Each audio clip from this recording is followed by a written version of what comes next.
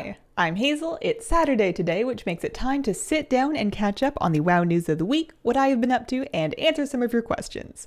This week, hot on the heels of the patch 10.05 release, Blizzard published a blog post detailing what exactly it is that's coming down the pipeline in patch 10.07. The next one. It's a pretty brief post, but it includes a couple of, I was going to say bangers. I might be getting too old to get away with that. Access to monks will be expanded to Goblins, Worgen, and Lightforged Draenei.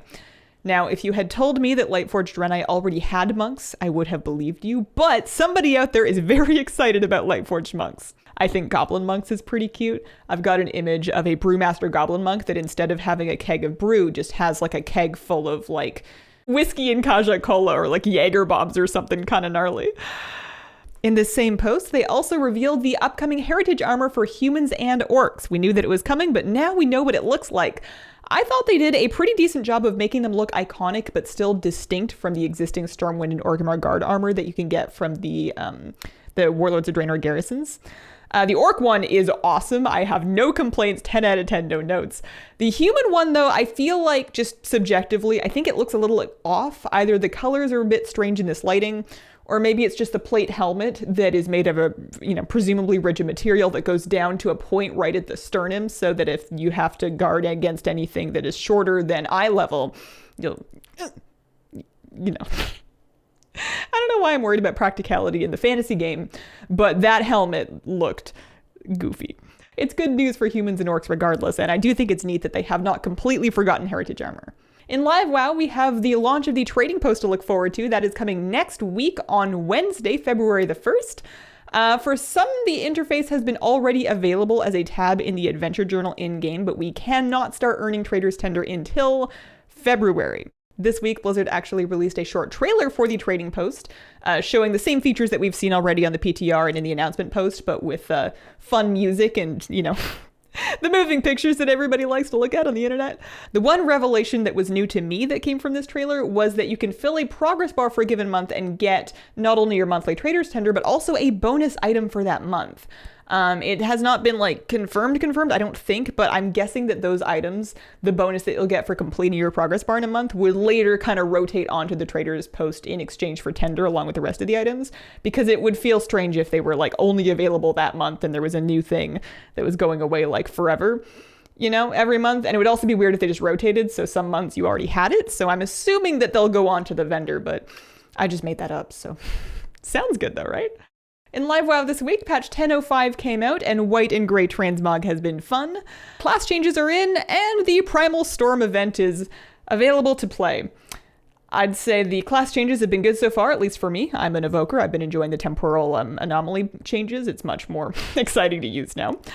The white and gray transmog's been pretty good. I was running around to different vendors collecting some things. And the Primal Storm event, in my personal opinion, has just been kind of whelming. There's some good stuff you can get from it, so it's not like there's no reason to do it. There's some pretty decent rings, necks, and trinkets that would be really good for alts and potentially even some mains.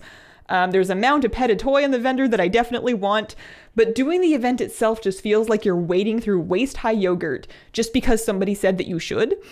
Halfway through, you're like, why am I doing this again? And then you get to the end of it, and, you smell a little funny.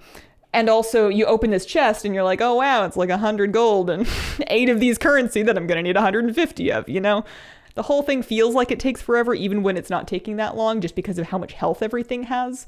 The get warm mechanic feels a little bit clunky. It's more annoying than anything else. And like I said, the amounts of currency that you get from the box are pretty disappointing. So maybe it's only coming off that way because it's competing with other Dragonflight features that are more rewarding and rewarding more often. Like with a Renown, you get new cool stuff to check out really frequently. And with this, you do an event and you're like, wow, I'm 7% of the way towards whatever thing that I want. I guess if you're going for the gear, that's faster, but However, the week wasn't a total loss because on top of the other fun parts of 10.05, the Creation Catalyst is now out, Inspiration Revival, the thingy that lets you make tier gear is out, and sparks are kind of falling from the sky now, or, not from the sky, but you can farm additional sparks past your initial 5, as well as there being some alt catch-up for sparks.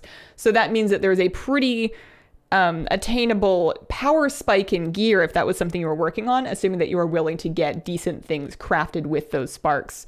I personally am slamming as many 16 keys as I can squeeze my little scaly dragon butt into, because once you've started making things with the 418, the concentrated primal infusions, it just feels like a sad day to make anything less than that. But you gotta do 10 16s to get a concentrated primal infusion. Sometimes you use one of them to make a sword, and then like the next week you get the evoker staff at a vault, even though you said you would never get it, and then you use it, and it's... Anyway, it's a big power jump this week, and it should make it easier to push keys and clear more of the raid. And then in my life this week, I cut my hair. I did so in sound mind and body. I'm not sick. I'm doing just fine, as many haircut seekers are. I pretty much just wanted to see if I preferred the more practical lifestyle of a buzz cut, and so far, it's the best. There's only so many things that you can do in your life that you can do this quickly, and for the price of a $25 pair of clippers, that saves you this much time and mental energy in a given week, and presumably forever, assuming that I keep it. It's hard to assume I like changing my hair. But yeah, so far it's the best, and I wish I had done it sooner. And then questions for this week. Alex wanted to know, what are some good places for HQ white and gray item transmogs? I know about those in Stormwind, but are there any other places where I can buy some quick and easy transmogs? So just generally checking around vanilla and TBC, like the older cities. I suppose maybe the newer cities. I should probably go look. But walking around like Booty Bay and checking the vendors. I did quite well in Dalaran. There was like a nurse's gown in the first aid shop. There were weapons and armor on the different vendors in there. The other areas of Stormwind and Orgrimmar will also have more than just the vendor that got the old starter armor. So just kind of do a tour of any city that you can think of. You know, walk around like you're going shopping and just check out all of the different vendors and shops. There's lots of white and not so much gray, but lots of white armor there that's got interesting appearances. I have yet to find a super quick way for an add-on to tell me where appearances that I need to collect that are available on vendors are, and for how much that are 4 gold. It's probably a thing that all the things can do, but I don't know. I just get to the big list. Like within a given city, sure, but I'm not convinced that it's correctly tracking all the white and gray stuff yet. It must be. Mustn't it? I don't know. I just went shopping. And then Shane asks, are you addicted to this game? I'm not enjoying the content. Any suggestions? So I think that my relationship with WoW is a lot healthier than it has been. I mean, it's been fine for a long time, but when I was a teenager, I was definitely addicted to WoW. I would play to the detriment of my other responsibilities and my health, and my social life. But I've had an unhealthy relationship with it before, but I'm in a good place now. I can comfortably put it down when it's time for me to do other things, which is kind of my benchmark for whether or not something's a problem.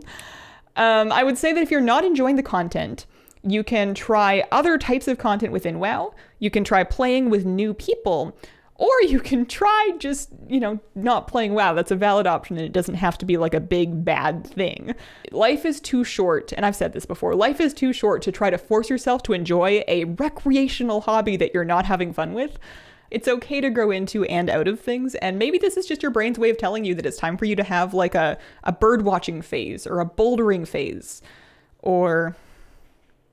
what else do people do? Nope, that's it. They climb rocks and look at birds. And that has been my week. Thank you very much for watching. If you have any questions for a news video, please pop them in the comments and include the word question to help me find them. I appreciate you guys, and I hope that you have a wonderful, wonderful day.